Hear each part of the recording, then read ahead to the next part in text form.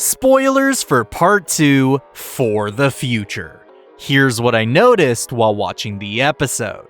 Hooty getting collected and then Lilith was foreshadowed in the episode Echoes of the Past, where Hooty blocks a shot on Lilith only for her to immediately get hit afterward as well. This Penstagram poster is very disappointed by the Day of Unity and demands compensation.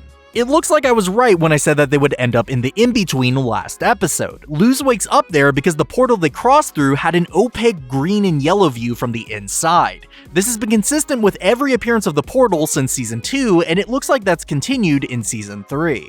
The dagger above Caleb's head is likely a Macbeth reference, where a floating dagger would point towards death, and Bellows just walked underneath it. There's a bad word graffitied on the owl house. Hunter's behavior isn't out of the ordinary just because he's upset over Flapjack's death. He goes back to his old Golden Guard behavior, being irritable and hyper-focused on the mission at hand as a coping mechanism for his pain. For the many of us who are too young to get this reference, the photo of the Owl family with the superimposed Hooty is supposed to be a reference to the family photo shoots that many malls and superstores would take in the 80s. They even have the matching jazzy sweaters. There's a consistency error when the Owl Gang is flying into Bonesboro. Willow flies with the standard form, but is suddenly flying side saddle in the next shot she's in. Luz and Camila have incredibly similar reactions to new situations in the Boiling Isles. First of all, they had the exact same reaction to flying, and even the same first words when they saw King. Ay, qué lindo. Ay, qué lindo! The destroyed swing that Ida ate in Escape of the Palisman was never repaired for some reason. We actually get our first warning about the Collector's spies in the form of the distressed graffiti on some of the buildings. Our first indication that Basha was really scarred from losing Amelia and Kat was from this graffiti in Bonesboro, where we see that she's worried about them. There's a secret cool S. Something not from this episode specifically, but something I missed in the last episode is that Willow's hair clip is actually the same one from the episode Wing It Like Witches, which has miraculously been repaired, or it's just a new one. Special thanks to commenters Jillian Gonzalez and Grey Matt for catching this detail about our confident queen. And thanks for being subscribed, which, by the way, yes, I read all your comments, so if you do catch something, you should absolutely leave one. Oh, and remember to subscribe. Thanks. Kat and Amelia were Amity's friends once too, which is why she's looking at them concerned. The hat sign is misspelled. Without the extra line, they just sell howls. King has a bandage over his skull crack from King's Tide. King continues to keep the Collector's trust with pinky swears. Looks like Ida's nickname for Bump stuck even with the promotion. Vice Princi B. The character asking who Tall loses is played by Dana Terrace, the show's creator. Eileen may have been a part of the Human Appreciation Society, but she clearly didn't pay attention enough. Since Steve is Bartholomew's half-brother, that means his last name might be Tholomew too. The hand sticking out of the Grimwalker pool has been there since whenever the portrait from Hollow Mine took place. Odalia's hair is lighter now with gray strands, meaning the entire time she was dyeing her hair green like she was forcing Amity to. The greatest irony of Mama Dahlia is that she forced a child against their will to do her bidding, and now she is at the mercy of a child to do their bidding. The Collector's bedroom seems to be a reference to The Little Prince, another child of the stars. What King reads and what is actually written by the Collector in the book is slightly different. Based on what's scratched off on the first page of the Collector book, we can see that it says, "But should they meddle in our affairs, we'll clean the planet and scorch the air." This explains why the planet is mostly empty with the exception of the Titan carcasses, and why the sea is boiling. When the Titans rose against them, the Collectors cleared the land away, and the air was so severely scorched by them that the ocean is still boiling to this day.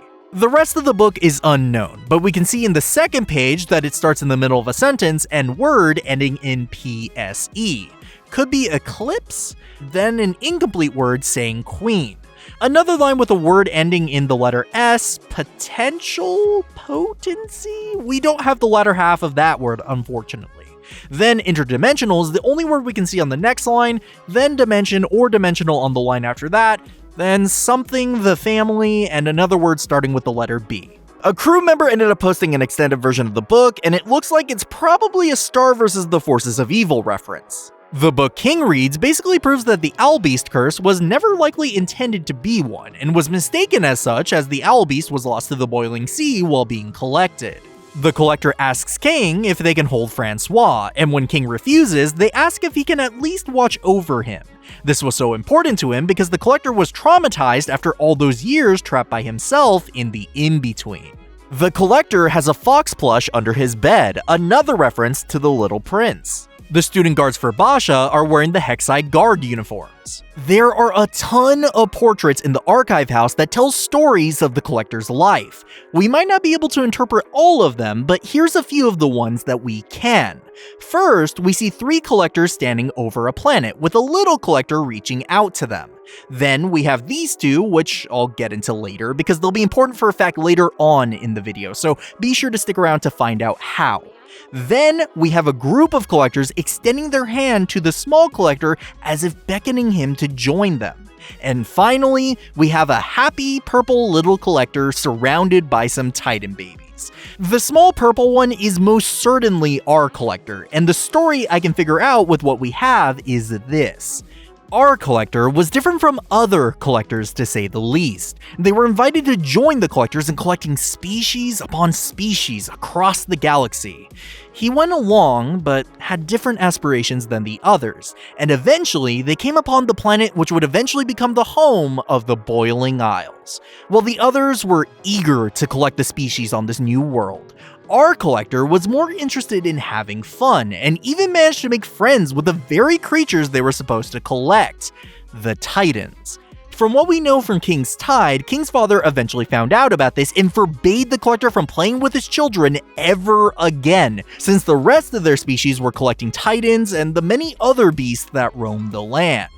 Eventually, war broke out between the 2 species, and the rest is history. One with many lingering questions, but that's all we can discern for now. With this episode, King has officially had an interaction with every member of the Blight family except for ammh. The tree in the cage of the Owl Beast appears to be the same one as the Lumity tree. Hooty becomes fully conscious only after Lilith sheds a tear on his collected shell because of the line, "The dulcet tones of an angel wakes me." This is due to the fact that emotion has a direct effect on magical properties, if Willow's breakdown in this episode wasn't enough to prove that already. This also means that regular witch magic can still counteract the collectors. After the events that unfolded leading to understanding Willow, Willow added no shenanigans to the list of things to avoid. She never did mention anything about shenanigans. Camila, being a veterinarian, is the only one to be concerned with the cleanliness of the medical instruments. One of the first things we learn about memory photos is that clarity of the image is important because these moments indicate a strong emotional response. Her guilt weighs so heavily on her that whenever there's a memory with Belos, It's so clear. in Season 1, Bartholomew declared himself to be a rabid fan of drama, and in this episode, he got exactly what he wanted because he was present for most of the dramatic moments within the Owl Gang. If you remember back to my King's Tide video, you'll know that Gus knew about Hunter being a Grimwalker since the Day of Unity because he used the memory scan spell on Belos and effectively speedran Hollow Mind. Kikimora blasts through the wall, and miraculously, none of Luce's memory photos got damaged, because we saw before how big of a problem that could be. The reason Belos didn't try to possess the Collector again while they were distracted is because he realized that the Collector is so powerful that they can detect an incoming threat even in his sleep. Camila calls Kikimora Kikimiki because she heard her name as Kikimora and Mickey, so she forgot which one was real and blended them together. Amity grips her dress tightly to show that she's uncomfortable with Basha suddenly invading her personal space. She does this throughout the series too, like when she was facing her fears during Grom, and for a more positive instance of it, when Luz was asking her out. We know pretty quickly that Bartholomew used an illusion identity switch with Amity since we see him using abomination magic, which he doesn't know. This trick he learned from Gus was the same one that Gus used in Clouds on the Horizon on Luz and Hunter. Belos would have had no way of knowing King was lying to the Collector, so his "someone close to you is planning their betrayal" angle was pure luck. There's a Gravity Falls reference on the side of Hooty's house shell thing, a pine tree and a shooting star for Dipper and Mabel respectively. The Hexside students show up with a Human Appreciation Society banner for some reason. Guess they wanted to show their support for Luz's plan after all. Very fittingly, Luz's palisman Stringbean has cat ears just like her hoodie. Bellows thought he left Hunter to die, so he's probably surprised to see that he's somehow still alive when Luz is getting her palisman. That, or maybe he thinks he's just a hallucination. And last but not least, in the in-between, we see this character hurrying along and waving at Luz before she gets pulled out. Now, we don't know who this is for sure, but if we color correct to bring out more detail, we can start to get a clearer picture. Now, a lot of people have theories on who this might be, and I think I know who this actually is, or at least one of a few options. If we look back to the portraits that we didn't cover earlier, we can see this depiction of a battle where we see two titans standing over an egg. This is no doubt King's egg, meaning that these titans have some relation to him. I'm guessing that this larger titan is the Boiling Isles' titan and King's father, but this smaller one could be a sibling. They might have sacrificed themselves to seal the collector in the in-between and got entrapped there too. Though they would have had titan's blood, so this one might be hard to prove. Although it is worth mentioning that it could have been the spirit of a titan who's been guiding Luz and repelling Bellows all this time, with those whispering voices in the in-between being the souls of the titans. But there is another theory for who this might be. Going back to the portraits, we have this one where we see a larger collector putting on a titan skull, meaning that the collectors dressed as titans and are the reason that the titan trappers dress as them too. And if we go back to the battle scene, we can see one of these disguised collectors doing battle with a real titan. So this unknown figure could be one of those disguised collectors. They could have entered the in-between long ago to rescue our collector from their imprisonment, but never managed to find them, and without a way to obtain titan's blood, they had no way of getting out. But this theory does conflict with some of the other collectors' depictions and some of the themes of the show, including found family. So both these theories have some issues, but these are the most likely scenarios, shy of this being a grown-up king who fell into a time pool or something, which would not be the best call in my opinion. But luckily, we won't have to wait too long to find out. The final episode of The Owl House airs in spring and is titled Watching and Dreaming. So make sure you subscribe to catch my predictions and analysis of the episode when it releases, and be sure to check out my other videos in the meantime too. I've been Danny K, and remember to do something nice for yourself today. I'll see you all one final time on the Hex side.